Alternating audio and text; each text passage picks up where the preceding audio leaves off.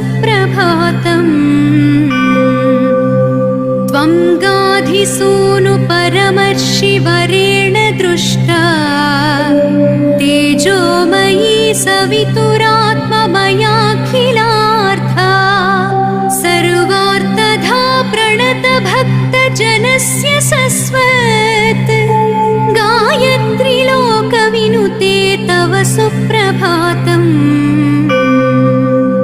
संकल्प्य लोकमखिलं मनसैव सोषे कारुण्यभावकलितावसि लोकमाता कोपान्विता तमखिलं कुरुषे प्रलीनं गायत्री लोकविनुते तव सुप्रभातम्।